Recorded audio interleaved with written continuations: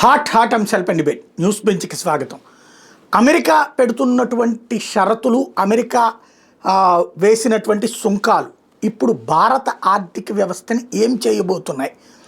భారత ఆర్థిక వ్యవస్థ చిన్నాభిన్నమవుతుందని కొంతమంది, లేదు భారత ఆర్థిక వ్యవస్థ మరింత సవాళ్లతో పుంజుకుంటుంది అన్నటువంటిది ఇంకొక వైపున. ట్రంప్ ఇంకా మరికొన్ని ఆంక్షలు పెడతాను, మరికొన్ని షరతులు పెడతానని చెప్తున్నటువంటి వేళ భారత్ తట్టుకోగలుగుతుందా ఈ పరిస్థితిని?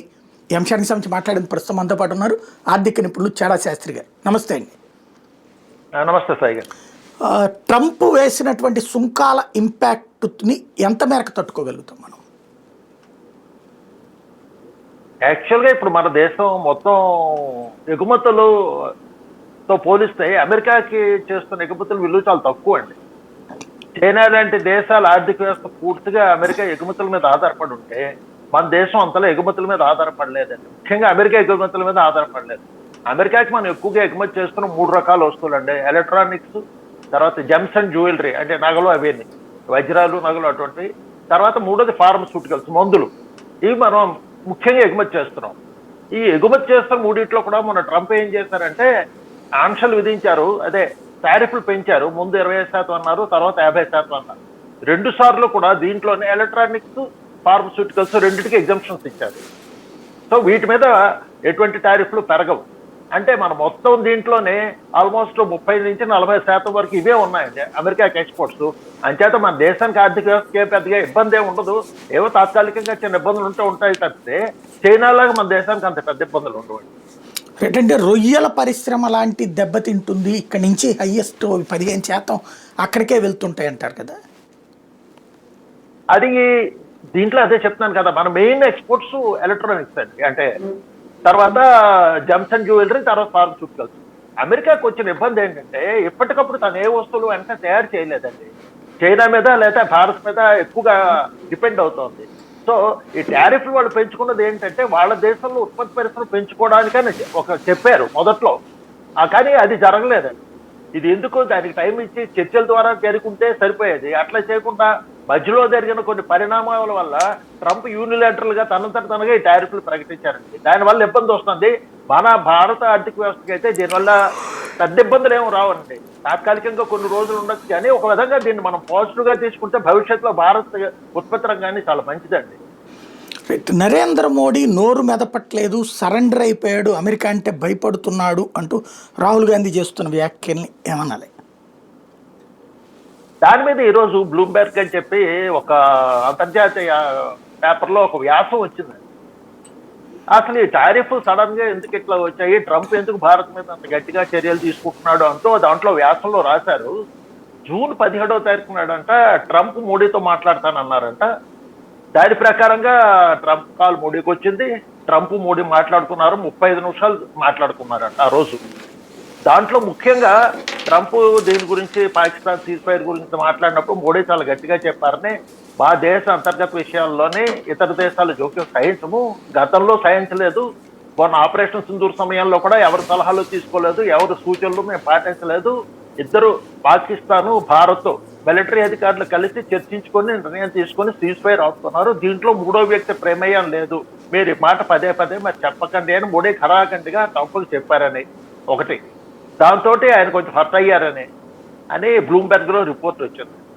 అట్లాగే ఇది కూడాను తర్వాత మిగతా దేశాలకి భారత్కి తేడా ఉంది. అన్ని దేశాలు రష్యా ఆయిల్ దిగుమతి చేసుకున్నాయి, లేకపోతే రష్యా నుంచి మిగతా సరుకులు దిగుమతి చేసుకుంటున్నాయి.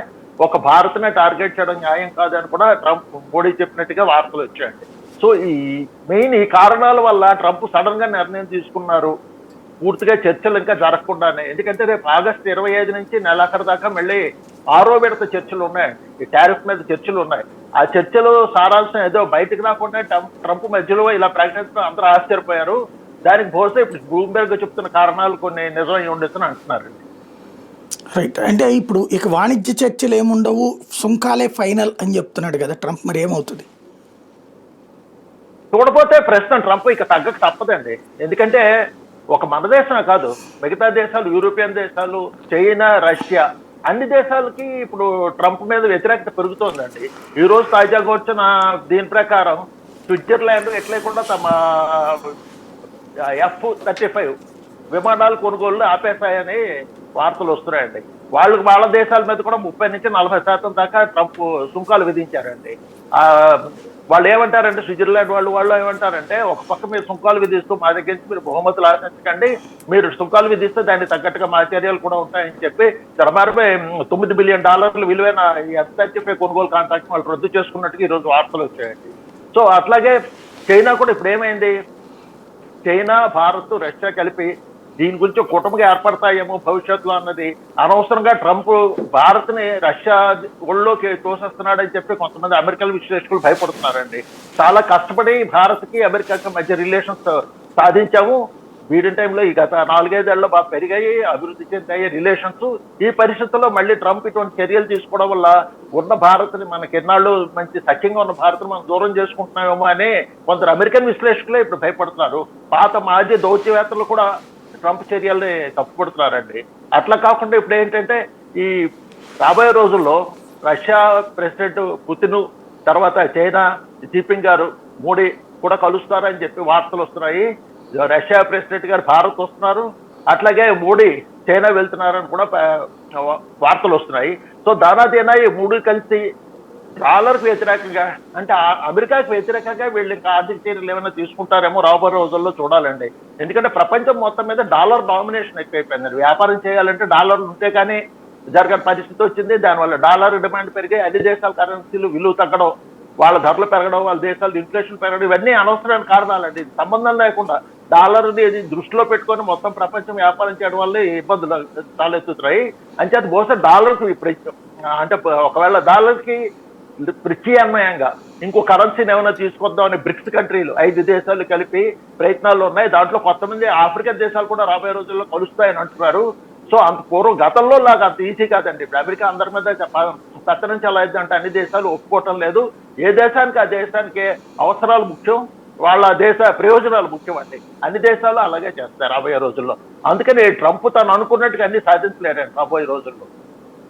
అంటే ట్రంప్ అంతకుముందు అయితే మోడీ నా ఫ్రెండ్ అంటుండేవాడు. పాకిస్తాన్తో కూడా అప్పట్లో వాస్తవంగా FATF నిబంధనలు పెట్టింది ట్రంప్ టైంలోనే. బైడెన్ పాకిస్తాన్కి ప్రేమికుడు అవుతాడు అనుకుంటే బైడెన్ టైంలో కూడా మనతో బాగానే ఉంది.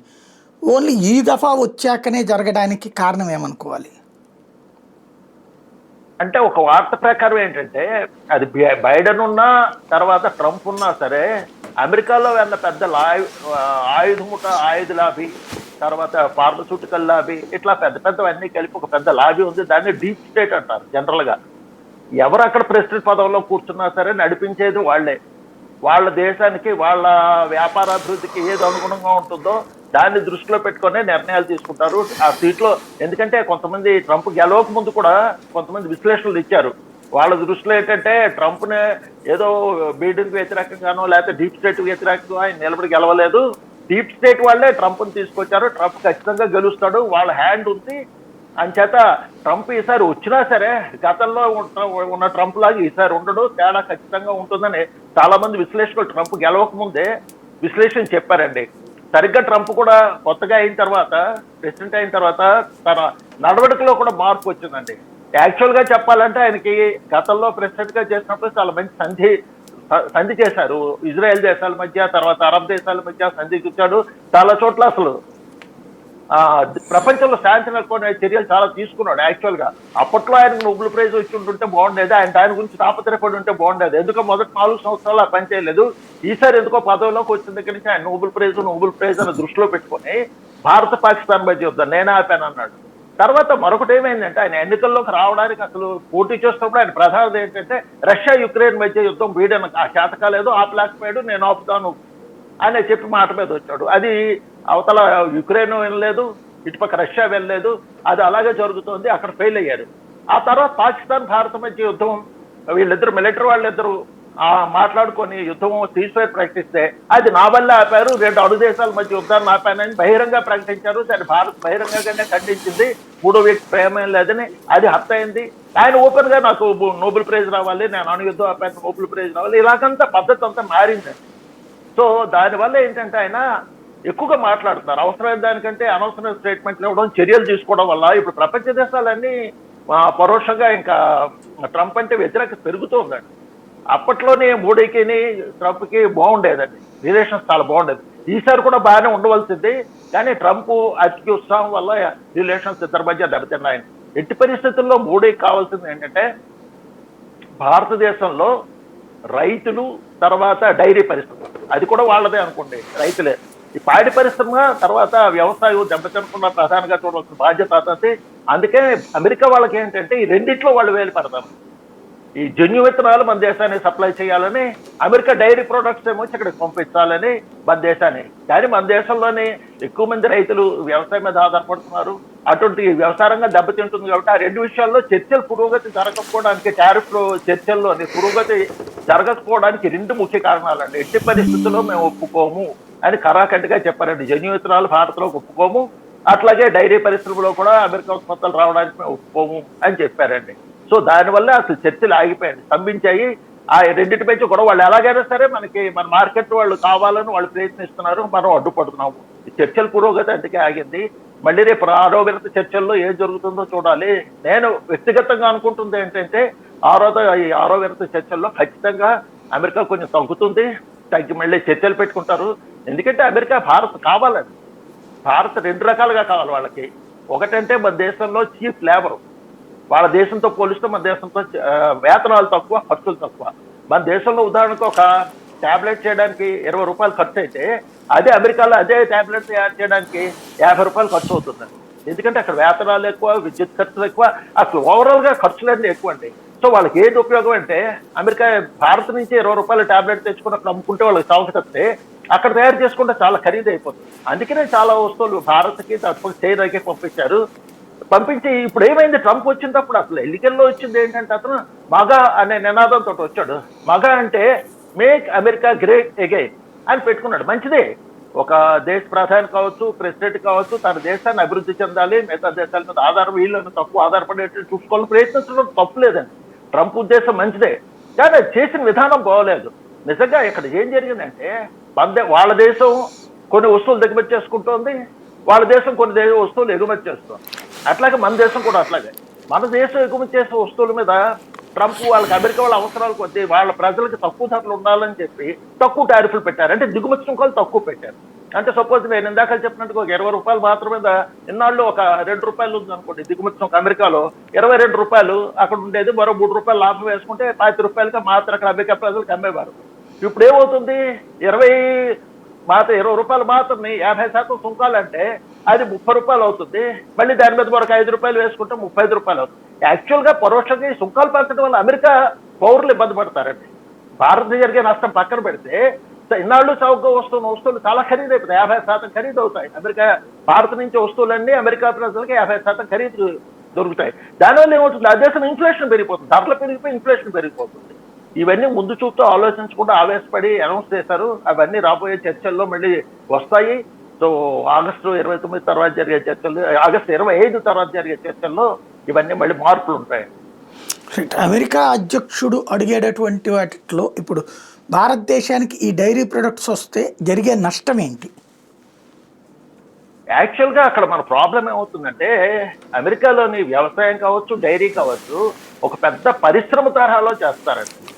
మనక్కడ రైతులు ఉన్నారు అనుకోండి, 2 ఎకరాలు, 3 ఎకరాలు, 5 ఎకరాలు, 10 ఎకరాలు ఏవో ట్రాక్టర్లు పెట్టి, లేకపోతే ఏవో చిన్న ఎరువులు వేసుకొని, మందులు వేసుకొని మన వాళ్ళు ఉత్పత్తి చేస్తారు. అట్లా కాదు, భారీ మిషనరీలు పెట్టి భారీ ఎత్తున ఉత్పత్తి చేసి, ప్రాసెస్ చేసి రకరకాలుగా చేస్తారండి. దానివల్ల ఏంటంటే వాళ్ళకి చవకగా ఉత్పత్తి కంపారిటివ్ గా ఎక్కువ మొత్తంలో ఉత్పత్తి చేయడానికి, తర్వాత భూమి ఎక్కువ, మనుషులు తక్కువ కాబట్టి ఎక్కువ భూమి వాళ్ళు వ్యవసాయానికి వాడడం వల్ల సో వాళ్ళకి వ్యవసాయం అవి మనకి ఇక్కడికి పంపించారనుకోండి చవకగా. అట్లాగే ముఖ్యంగా ఏంటంటే జన్యు విత్తనాలు అండి. జన్యు విత్తనాలు అంటే ఇప్పుడు మనం ఉన్నారనుకోండి, రైతు 100 బస్తాలు పండించుకుంటే 1 బస్తా దాచుకుంటాడు, వచ్చే సంవత్సరానికి అదే విత్తనాల కింద వాడుకుంటాడు. కానీ ఈ జన్యు విత్తనాల దగ్గరకు వచ్చినప్పుడు ప్రాబ్లం ఏంటంటే ఆ విత్తనాలే వేయాలి. ఆ రైతు ఇప్పుడు ఆ జన్యు విత్తనాలు తెచ్చుకుని వేసుకుంటే ఆ ఒక్క పంటకే విత్తనాలు వస్తాయి, మళ్ళీ మరో పంటకు పంట మళ్ళీ విత్తనాలు. ప్రస్తుతం మన దేశ రైతుకి అవసరం లేదు, తన విత్తనాలు తయారు చేసుకోగలడు. సైకిల్ దాకా చేయను, ప్రతి సంవత్సరం కొత్త విత్తనాలు తన పంటలోంచి ఉంచుకొని తయారు చేసుకోగలడు. కానీ ఇప్పుడు జన్యు విత్తనాలు వచ్చినప్పుడు ప్రతిసారి అమెరికా మీద ఆధారపడి వాళ్ళు ఇచ్చే విత్తనాలే మనం వేసుకోవాలండి. అందుకని రైతు చాలా నష్టపోతాడండి. అట్లాగే డైరీ దగ్గరికి వచ్చేటప్పటికి ఏంటంటే మన డైరీ పరిశ్రమలోనే పశువులకి నాన్ వెజ్ పెట్టండి. అక్కడ డైరీ పరిశ్రమలో పశువులకి నాన్ వెజ్ కూడా పెడతారని చాలా రూమర్ ఉంది. ఈ మధ్య మన దేశంలో ల్యాబ్ టెస్ట్ లోని అమెరికా నుంచి వచ్చిన వీటి మీద డైరీ ప్రొడక్ట్స్ లోని ఈ మాంసాహార అవశేషాలు ఉన్నాయని కూడా కనుక్కున్నారండి. సో అందువల్ల అక్కడ ఏమవుతుందంటే మీకు అక్కడి నుంచి వచ్చే పాలు కూడా కొంచెం బలమైనవి, పుష్టికరమైన పాలు వస్తాయి. కానీ మన దేశ ప్రజలకు పనికొస్తాయి పనికొస్తాయి తెలియదు. తర్వాత మన రైతులు సాధారణంగా దాణా పెట్టి తయారు చేసే పాలతో పోలిస్తే అక్కడి నుంచి వచ్చే పాలు ఈ డైరీ పరిశ్రమ దెబ్బతీస్తాయి. అందుకని ఈ రెండు విషయాల్లోనే మోడీ ప్రభుత్వం గట్టిగా ఉంది. చర్చల్లో వాళ్ళు ఒప్పుకోవటం లేదు, రెండు షరతులు ఒప్పుకోవటం లేదు. అమెరికా వాస్తవంగా మొన్న ఏదైతే పెట్రోలియం ప్రొడక్ట్స్కి సంబంధించి బ్యాన్ పెట్టాక మన దేశంలోనే ఒక కంపెనీ మీద బ్యాన్ పెట్టింది. పైగా ఆ తర్వాత ఆ సంస్థకి అమెరికన్ సాఫ్ట్వేర్ కంపెనీలు ఇచ్చే సాఫ్ట్వేర్ కూడా బ్లాక్ అయిపోయింది. మైక్రోసాఫ్ట్ సాఫ్ట్వేర్ కూడా చివరికి వాళ్ళు కోర్టుకు వెళ్ళి మరీ తెచ్చుకోవాల్సినటువంటి పరిస్థితి వచ్చింది 3-4 రోజుల దాకా. రేపు సాఫ్ట్వేర్ ఇండస్ట్రీ వాస్తవంగా మన దేశంలో మ్యాక్సిమం అమెరికాకి సర్వీసెస్ అందించే వాళ్ళే ఉన్నారు, 100కి 60-70% మంది. వాటిని రేపు ట్రంప్ బంద్ చేయిస్తే పరిస్థితి ఏమవుతుంది? మంచి ప్రశ్న వేశారండి. కానీ అనుకుంటుంది రాబోయే రోజుల్లో నెక్స్ట్ ఎందుకంటే ఇప్పటిదాకా 50% టారిఫ్లు పెంచడం వల్ల భారత్ పెద్దగా స్పందించలేదు. భారత్ స్టాక్ మార్కెట్ కూడా ట్రంప్ బహుశా ఊహించినంతగా పతనం కాలేదండి. ఏదో 400-500 పాయింట్లు పడుతుంది, మళ్ళీ పెరుగుతుంది తప్పితే ఈ 50% టారిఫ్లు వచ్చాయని చెప్పి ఒకేసారి 2000 పాయింట్లు 3000 పాయింట్లు సంక్షోభం అయితే స్టాక్ మార్కెట్ లో రాలేదండి. స్టాక్ మార్కెట్ లో సంక్షోభం రాలేదంటే స్టాక్ మార్కెట్ కూడా వేచి చూస్తోందండి. ట్రంప్ ఏదో మాట్లాడాడు, అధికారం కాదు, అఫీషియల్ గా పెంచినట్టు కాదు. ఇంకా 3వ విడత చర్చలు ఉన్నాయి, సెప్టెంబర్ నుంచి అమల్లోకి రావాలి. ఈలోగా టైం ఉందండి.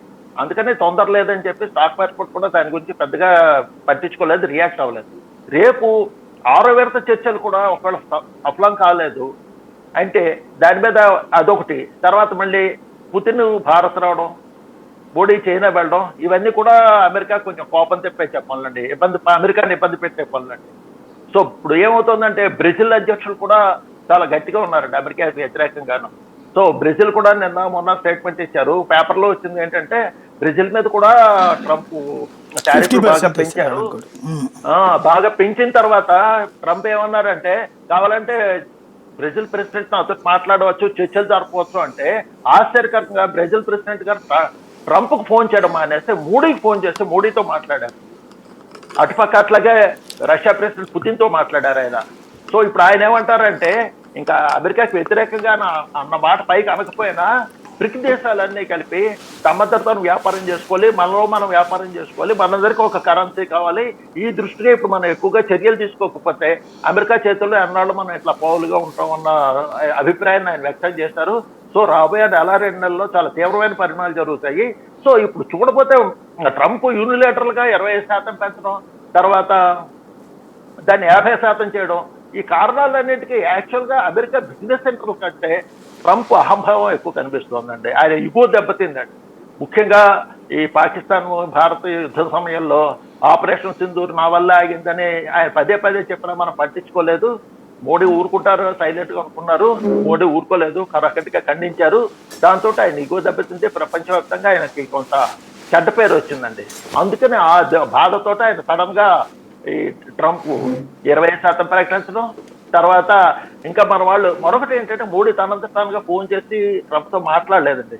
మన జయశంకర్ గారు కూడా పెట్టారు, ఏప్రిల్ 22 జూన్ 17 మధ్య ట్రంప్ తోటి పరిస్థితితో మాట్లాడలేదని ఆయన స్టేట్మెంట్ పార్లమెంట్ లోనే చెప్పారు. ఆ తర్వాత కూడా కొంతమంది ప్రెసిడెంట్లు డైరెక్ట్ గా ప్రైమ్ మినిస్టర్లు ట్రంప్ తోటి ఫోన్ లో మాట్లాడి వాణిజ్య చర్చల గురించి జరిపారు. కానీ ట్రంప్ తోటి డైరెక్ట్ గా మోడీ మళ్ళీ ఫోన్ చేసినట్టు ఎక్కడ వార్తలు రాలేదండి. బహుశా ఇవన్నీ కూడా ఆయన కొంచెం కోపం తెప్పించి ఉండొచ్చు. నేను ఎంతలాగా మాట్లాడుతున్నా, ఎంతలా చేస్తున్నా, మోడీ మౌనం వహిస్తున్నాడు, నేను పట్టించుకోవటం లేదని ఏమైనా మనసులో కోపం ఉంది. దాని మీద ఇట్లాగా అవన్నీ దెబ్బ మీద దెబ్బలాగా దాన్ని 25% వెళ్ళి 50% చేశారు. సో ఈ 50% తోటి ఆగుతారా అయితే నాకు నమ్మకం లేదండి. దీన్ని కనీసం 100% తీసుకెళ్తారు టారిఫ్లు. నెక్స్ట్ రాబోయే రోజుల్లో 50% 100% అంటారు. ఎందుకంటే ఆయన వే ఆఫ్ ఫంక్షనింగ్, ఆయన పనిచేసే విధానం మనం అబ్జర్వ్ చేస్తే ట్రంప్ చాలా విచిత్రమైన నిర్ణయాలు తీసుకుంటుంటారండి. మిగతా వాళ్ళు ఏమనుకుంటారు ఏంటి అన్నది పట్టించుకోడు ఆయన. ఆయన ఏమనుకుంటే అదే చేస్తాడు, మొండిగా వ్యవహరిస్తాడు. సో మొన్న ఈ 25% మరొక 20% పెంచినప్పుడు కూడా ఆయన ఏదో చాలా ప్రత్యేకమైన ప్రెసిడెంట్ ఎమర్జెన్సీ పవర్స్ ఉపయోగించి అమెరికా దేశానికి కష్టకాలం ఇబ్బందులు వచ్చే పరిస్థితుల్లో ఏవైతే ఎమర్జెన్సీ పవర్స్ ఉపయోగిస్తారో అటువంటి పవర్స్ ఉపయోగించి 25% పెంచారండి. అమెరికాకి భారీ నష్టం కలిగిపోతుంది భారతదేశం వల్ల అనే ఒక కారణం చూపించి ఆయన ప్రత్యేక ఎమర్జెన్సీ పవర్స్ ఉపయోగించి ప్రత్యేక అధికారాలు ఉపయోగించి 20% పెంచారండి. సో చూడబోతే రాబోయే రోజుల్లోని ఈ 50%ని 100% దాకా తీసుకెళ్తారు. అప్పటికే భారత్ వెనకపోతే సాఫ్ట్వేర్ పరిశ్రమల మీద ఏమైనా ఆంక్షలు పెట్టడం కానీ, లేకపోతే మనకి ఇవ్వాల్సిన B1 వీసాలు తగ్గించడం కానీ ఇటువంటివన్నీ చేస్తారండి. ఆయన ఏమీ దాంట్లో అనుమానం ఏం లేదు. ఇది తగ్గడానికి రాబోయే రోజుల్లో రష్యా, చైనా, భారత్ రిక్కట్టున్నారు ఇప్పుడు రాబోయే రోజుల్లో ఆర్ఐసి. ఇది కానీ బలోపేతం అయితే ట్రంప్ తప్పదండి. ఎందుకంటే వాళ్ళ మార్కెట్కి కావాల్సింది చౌకగా వస్తువులు కావాలంటే వాళ్ళు భారత్ మీద, చైనా మీద ఆధారపడక తప్పదు. ఇప్పటికిప్పుడు రాత్రి వాళ్ళు పరిశ్రమలు తయారు చేసుకుని ఉత్పత్తి పెంచలేరు. ఒకవేళ ఉత్పత్తి పెంచినా సరే ఖరీదుగానే వస్తువులు తయారైతే భారత్ నుంచి, చైనా నుంచి దిగుమతి చేసుకున్నంత సంఖ్యలో వాళ్ళు చౌకగా తయారు చేసుకోలేరు. సో ఇవన్నీ ప్రాక్టికల్ గా వాళ్ళ ఆఫీసర్లు, వాళ్ళు అధికారులు వాళ్ళు కూడా ఆయనకి చెప్తారు ఇలా ఉంది పరిస్థితి అని. అసలు ఇప్పటికే చాలా మంది అమెరికా మాజీ అధికారులు, దౌత్యవేత్తలు అందరూ ట్రంప్ నిర్ణయాన్ని తప్పుపడుతున్నారు. మనకు భారత్ దేశం, ఇటువంటి దేశంతో మనం అనవసరంగా ప్రస్తుత పరిస్థితిలో ఘర్షణ తెచ్చుకోవడం మంచిది కాదంటూ చాలా మంది చెప్తున్నారు. పేపర్లో, మీడియాలో వస్తున్నది. సో మొత్తం మీద ఏం నిర్ణయం తీసుకుంటారో అని చూడాలి. ఖచ్చితంగా మాత్రం సాఫ్ట్వేర్ పరిశ్రమ కూడా ఇబ్బందులు ఎదుర్కోవడానికి కొన్నాళ్ళు చూడాలండి. 1-2 నెలల దాకా అట్లీస్ట్ నేను ఉద్దేశం అక్టోబర్ నెలాఖరికంతా కొంత క్రిస్టలైజ్ అవుతుందండి. మన దసరా టైం కల్లా ఇబ్బందులన్నీ తగ్గి మళ్ళీ నార్మల్ పరిస్థితి ఏర్పడుతుందని నేను అనుకుంటున్నాను. మరొక ప్రధానమైనటువంటి అంశం రాహుల్ గాంధీ చేస్తున్నటువంటి తాజా సంచలనాత్మకమైనటువంటి ఆరోపణలు. ఏదైతే ఆటం బాంబు పేల్చానంటూ ఈ ఏవైతే ఓటర్లకు సంబంధించి తేడాలు వచ్చినాయి, ఈసీ బాధ్యతారహితంగా ఉంది, బీజేపీతో కుమ్మక్కయ్యింది అన్నటువంటిది, దీని మీద పౌర విప్లవం వస్తుంది అంటూ ఊరువాడ తిరగడానికి సిద్ధమవుతున్నారు. ఇది దేశంలో ఎలాంటి పరిస్థితి సృష్టిస్తుంది? ఏం ఉండదండి. ఇదేంటంటే రాహుల్ గాంధీ తనగా చేస్తున్నాడని నేను అనుకోవటం లేదండి. మోడీ వచ్చిన దగ్గర నుంచి ఇందాక మనం చెప్పుకుంటున్నట్టుగా కొన్ని విదేశీ శక్తులు మోడీకి రావడం ఇష్టం లేదండి. ఎందుకంటే వాళ్ళకి కావాల్సింది ఏంటంటే భారతదేశానికి 140 కోట్ల పౌరులు కావాలి. వాళ్ళకి ఈ మార్కెట్ మాత్రమే కావాలి. భారతదేశం అభివృద్ధి చెందకూడదు. ఎంత దాకా అభివృద్ధి చెందాలి? తమకు సర్వీస్ చేయాలి, తమకు సేవ చేసేంత దాకా అభివృద్ధి చెందాలి. అంతకంటే ఎక్కువ అభివృద్ధి చెందకూడదు. మీకు 2014 తర్వాత జరిగిన పరిస్థితి ఏంటంటే అంతకు ముందు కూడా మనం అభివృద్ధి చెందుతున్నాం. కాంగ్రెస్ పరిపాలనలో కూడా అభివృద్ధి చెందుతున్నాం. కానీ కాంగ్రెస్ పాలనకి, మోడీ పాలనకి ఏంటంటే 2014 తర్వాత మోడీ అసెప్టివ్గా భారతదేశాన్ని ఏదో సాధారణంగా పెరగడం కాదు, మనకు అన్ని వనరులు ఉన్నాయి, యువకులు ఉన్నారు, శక్తి ఉంది, టెక్నాలజీ ఉంది, తెలివైన వాళ్ళు ఉన్నారు, మన కూడా అగ్రదేశాలు సరసన నిలబెట్టాలి అని ఒక పెద్ద దీర్ఘకాల కోరికతోటి ఆయన పనులు మొదలెట్టారండి. వరుసగా step by step make in India, మీకు ఇవన్నీ చూసుకుంటే మన పాకిస్తాన్ భారత్ యుద్ధం సమయంలో ఇవన్నీ బయటపడ్డాయండి. క్లియర్ గా రుజువులు కనిపించాయి మనకి. మన దేశం తయారు చేసిన టెక్నాలజీ, మిసైల్స్ ఇవన్నీ ఉపయోగించి, టెక్నాలజీ తర్వాత రాడార్ వ్యవస్థ ఇవన్నీ ఉపయోగించి పాకిస్తాన్ బాగా దెబ్బ కొట్టామండి. సో ఖచ్చితంగా ఈ 10 ఏళ్లలో మనం అనుకున్న దానికంటే అభివృద్ధి చెందుతున్నాం, పోటీకి వెళ్తున్నాం. మన మీద మన దేశాన్ని పరిపాలించిన బ్రిటన్ వెనక తోసేసి 4వ స్థానానికి ఆర్థిక వ్యవస్థగా వచ్చింది భారత్. సో ఇదంతా పాకిస్తాన్కి జీర్ణించుకోలేకపోతున్నారు.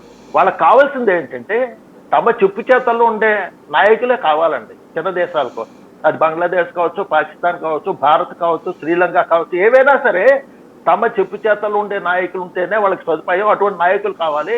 మోడీ అట్లాగా లొంగే మంచి కాదండి, చాలాసార్లు ప్రూవ్ అయ్యింది అది. అందుకని మోడీని వాళ్ళు ఏమనుకున్నారంటే 14 ఏదో యాక్సిడెంట్లుగా వచ్చాడు, 19లో గెలవడం, ఓడిపోతాడు అనుకున్నారు. కానీ జరగలేదండి. 19లో కూడా మళ్ళీ మోడీ అంతకంటే మంచి మెజార్టీతో వచ్చాడు.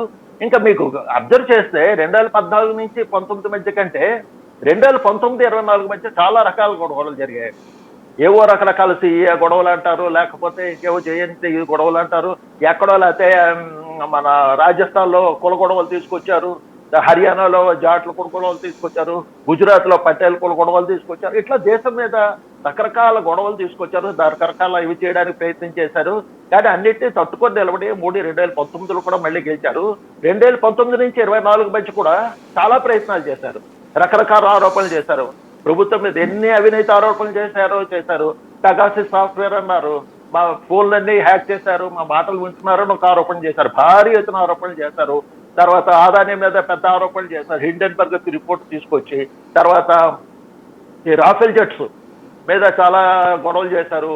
ప్రతి పార్లమెంట్ సెషన్ ముందు ఏదో కూడా వాళ్ళంతా వాళ్ళు ఇవన్నీ దేని మీద చేశారంటే వాళ్ళకి దగ్గర ఉన్న సమాచారం ఆధారంగా కాదు. వీళ్ళు చేసిన ప్రతిసారి ఎక్కడో ఏదో విదేశీ మీడియాలో ఏదో వార్త రావడం, ఆ వార్తను సరిగ్గా పార్లమెంట్ సెషన్ ముందు రావడం, దాన్ని వీళ్ళు పార్లమెంట్ లో హైలైట్ చేయడం, పార్లమెంట్ జరిగిన 15 రోజుల్లో 20 రోజుల్లో రోజు గలాబా చేయడం, గొడవ చేయడం. ఆఖరికి ఈ విషయాలన్నింటిలో కూడా సభారు ప్రతి ఇష్యూలో కూడా వాళ్ళు సుప్రీంకోర్టుకు వెళ్ళారు. సుప్రీంకోర్టు సరైన సాక్ష్యాలు చూపించలేకపోయారు. సుప్రీంకోర్టు అన్ని విషయాల్లోనే ప్రభుత్వానికి తప్పు, వాళ్ళు చేస్తున్న వాదనలకు పసలేదన్న సంగతి తీర్పుల ద్వారా బయటపెట్టింది. అయినా సరే పద్ధతి మార్చుకోవటం లేదు.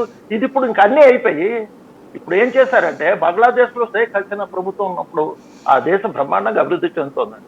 వీళ్ళే కొన్నాళ్ళు ప్రతిపక్షాలే కొన్నాళ్ళు ఏమన్నారంటే భారతదేశం కంటే బంగ్లాదేశ్ అభివృద్ధి చాలా బాగుంది, అమెరికా మోడీకి చేత కావటం లేదు అని చాలా మంది స్టేట్మెంట్లు ఇచ్చారు. కాంగ్రెస్ నాయకులు ఇచ్చారు, కాంగ్రెస్ సానుభూతి పట్ల ఇచ్చారు, చాలా మంది ప్రతిపక్షాలు కూడా అలా అన్నారండి. బంగ్లాదేశ్ దూసుకుపోతుంది అభివృద్ధిలో, భారత్ వెనకబడిపోయింది అంటూ చాలా రోజులు స్టేట్మెంట్ ఇచ్చారు.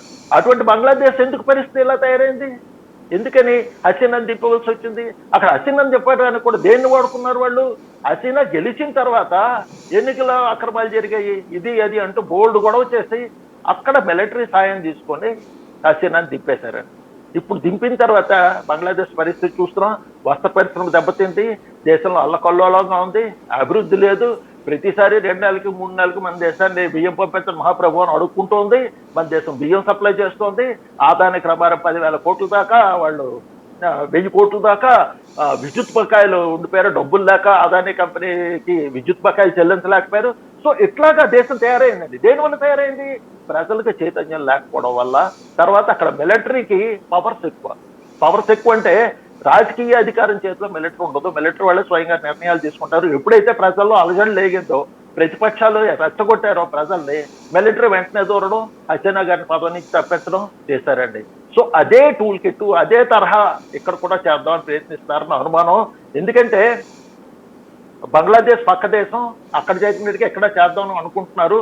ఇక్కడ కూడా చూడండి, ఎలక్షన్ కమిషన్ ఇప్పుడు దొంగ ఓట్లు అన్నవి, తర్వాత డూప్లికేట్ ఓట్లు అన్నది ఇవాళ కొత్త కాదండి. గత 50 ఏళ్ళ బట్టి వింటున్నాం, ఇప్పుడు జరుగుతూనే ఉంటాయి. ఎందుకంటే పౌరులకు బాధ్యత లేదు. నేను ఈ ఊర్లో ట్రాన్స్ఫర్లో ఉంటాను, నేను ఊర్లో ఓటు వేసుకోవడానికి ఇక్కడ బూత్లకు వెళ్ళి నేను నా పేరు నమోదు చేయించుకుంటాను. కానీ నేను పాత ఊరికి వెళ్ళి నేను అక్కడ క్యాన్సిల్ చేసుకోను. పూర్వం ప్రాక్టికల్గా జరిగేది కాదు. ఆ తర్వాత కొన్ని కంప్యూటర్లు వచ్చినాయినా చేసుకుంటున్నాం అంటే చేసుకోవట్లేదండి. ప్రజలకి ఇది లేదు. ఏ ప్రాంతానికి వెళ్తే ఆ ప్రాంతంలో మనం కొత్త ఓటు తీసుకోవడం అలవాటు అయిపోయింది. లేకపోతే అక్కడ ఉన్న రాజకీయ నాయకులు, స్థానికులలో మీరు వచ్చారు కదా సార్, మీకు ఓటు లేదు కదా, మేము ఓటు ఇప్పిస్తామని మనకు ఓటు కార్డు ఇప్పించేస్తారు. మీ పాత ఓటు కార్డు ఏమైందండి అని వాళ్ళు పట్టించుకోరు. సో దీనివల్ల ఏమవుతాయంటే ఒకే వ్యక్తికి 2-3 చోట్ల ఓట్లు ఉండే అవకాశం ఉంది. అట్లాగే రాష్ట్రాల్లో బార్డర్ జిల్లాల్లో ఏమవుతూ ఉంటుందంటే, ఇప్పుడు ఆంధ్ర తెలంగాణ తీసుకోండి, కొంతమందికి ఆంధ్రాలో ఓటు ఉంటుంది, కొంతమంది తెలంగాణలో ఓటు ఉంటుంది. సో ఇవన్నీ మీరు రిఫైన్ చేయడానికే ఎలక్షన్ కమిషన్ టెర్రర్ అని చెప్పి, అసలు ఎస్ఐఆర్ అని చెప్పి కొత్తగా ఇప్పుడు చేద్దామని బీహార్తో మొదలెట్టింది. దేశవ్యాప్తంగా చేద్దాం అనుకుంటోంది. ఎలక్షన్ల ఓటర్ లిస్టు ప్రక్షాళన చేద్దామని ఎలక్షన్ కమిషన్ తనంతటితోనే బీహార్తో మొదలెట్టిందండి. దానికి వీళ్ళు అడ్డు చెప్పారండి, ఓట్లు నిజమైన ఓట్లు పీకేస్తున్నారు అని చెప్పి అక్కడ గొడవ పెట్టారు. ఇప్పుడు ఏమంటున్నారు? డూప్లికేట్ ఓట్లు ఉన్నాయంటున్నారు. డూప్లికేట్ ఓట్లు ఉండొచ్చండి, కానీ టైం పడుతుంది. తర్వాత రాజకీయ పార్టీలకు కూడా బాధ్యత ఉంది కదా. ఎలక్షన్ కమిషన్ ఒక లిస్ట్ రిలీజ్ చేస్తోంది. లిస్ట్ రిలీజ్ చేసినప్పుడు నియోజకవర్గంగా వాళ్ళకి తెలుసు, వాళ్ళ ఏజెంట్స్ ఉంటారు, బూత్ ఏజెంట్స్ కూడా ఉంటారు ప్రతి పార్టీకి. సో ఏ నియోజకవర్గంలో ఎవరు ఓటర్లు, ఎందుకు కొత్తగా వచ్చారు, వీళ్ళు ఎవరు వచ్చారు, వాళ్ళు ముందు చూసుకోవాలి కదా. బాధ్యత రాజకీయ పార్టీలకు కూడా ఉంది కదా. వాళ్ళ అభ్యంతరాలు ఏమి లేని తర్వాతే final list election commission release చేస్తుంది. ఒకసారి election commission final list release చేసిన తర్వాత మళ్ళీ వాటి మీద మనం అనుమానాలు రేకెత్తనంటే, ఒకవేళ నిజంగా అనుమానాలు రేకెత్తాలంటే అధికారికంగా నువ్వు సంతకం పెట్టి ఇలా ఉన్నదండి, తేడాలు ఈ పేర్లు తీయండి, లేకపోతే పేర్లు కలపండి అని అడగాలి. అట్లా కాకుండా ప్రెస్ కాన్ఫరెన్స్ పెట్టి హడావిడి చేసి గొడవ చేయడం ఏంటి? దాని మీద ఎలక్షన్ కమిషన్ స్టేట్మెంట్ ఇచ్చిందండి. 2018 మధ్యప్రదేశ్ ఎన్నికలప్పుడు అప్పుడు మధ్యప్రదేశ్ కాంగ్రెస్ అధ్యక్షుడు కమల్నాథ్ గారు ఇట్లాగే ఓట్లు 70 లక్షల ఓట్లు, దొంగ ఓట్లు అవి ఉన్నాయని చెప్పి నానా గొడవ చేశారు. కోర్టు కూడా వెళ్ళారు, రుజువులు ఏమి చూపించలేదు. సుప్రీంకోర్టు అప్పుడు చివాట్లు పెట్టింది, అప్పుడు వెనక్కి తీసుకున్నారు. సేమ్ అదే టూల్ కిట్ మళ్ళీ ఇప్పుడు రాహుల్ గాంధీ గారు ప్రెస్ కాన్ఫరెన్స్ పెట్టి చెప్తున్నారు, ఇదే పని ఆయన స్వయంగా వచ్చి చెయ్యొచ్చు కానీ చేయలేదు అని. తర్వాత తాజాగా నేను వాళ్ళు election commission, Karnataka election commission కలుస్తా ఉన్నారు, ఎన్నికల అధికారిని కలుస్తా ఉన్నారు. తాజా సమాచారం ప్రకారం నేను రాహుల్ గాంధీ గారు ఎలక్షన్ కమిషన్ ఎదుట హాజరు కాలేదు, మిగతా డెలిగేషన్ హాజరైంది.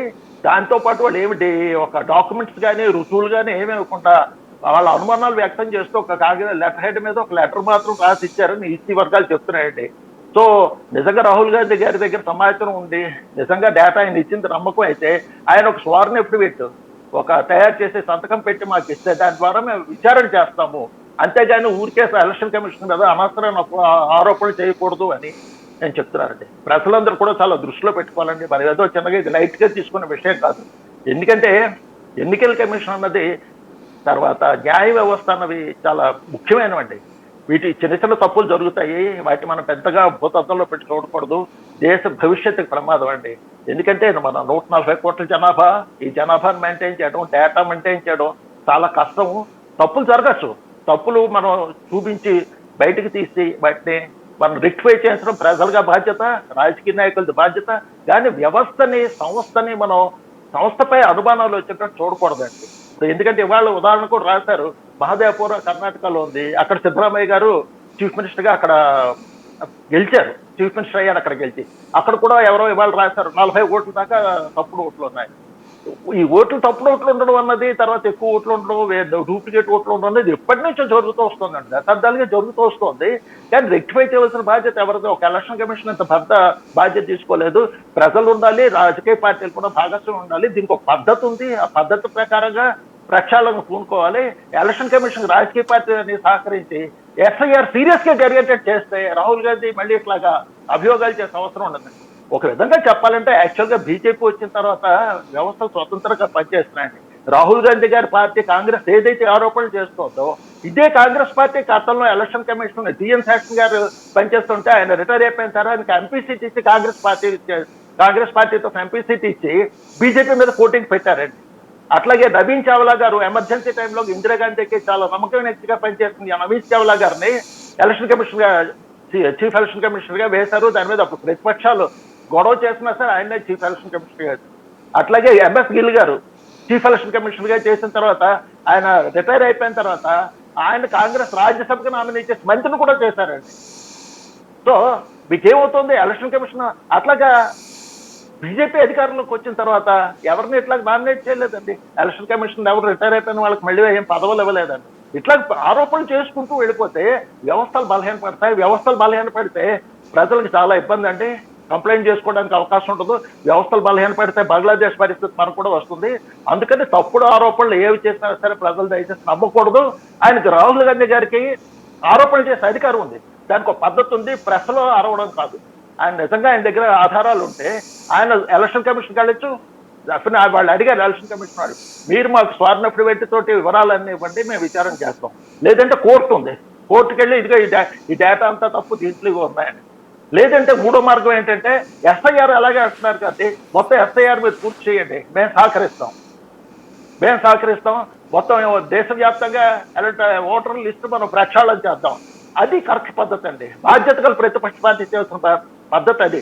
అంతేగాని ఊరికే వ్యవస్థ నేను ఆశ ఇదే ఎలక్షన్ కమిషన్ పెట్టిన ఎన్నికలతోటి, అంటే అదే డేటా, అదే ఓటర్ లిస్ట్ తోటి పశ్చిమ బెంగాల్లో మమతా బెనర్జీ గారు వరుసగా గెలిచారండి.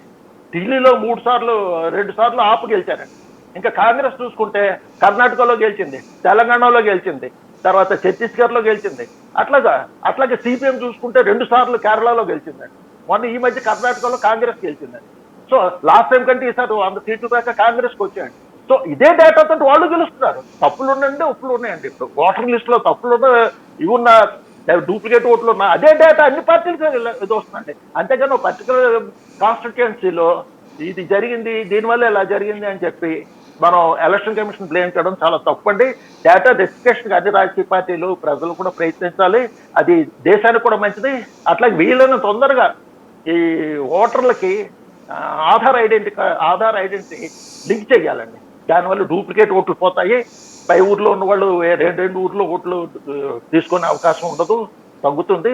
అది చేస్తే బాగుంటుందని రాజీవ్ గాంధీ రాహుల్ గాంధీ పక్షాలన్నిటికీ నాకు విజ్ఞప్తి ఏంటంటే దయచేసి దీన్ని సెన్సేషనలైజ్ చేయకండి, చేయొద్దు.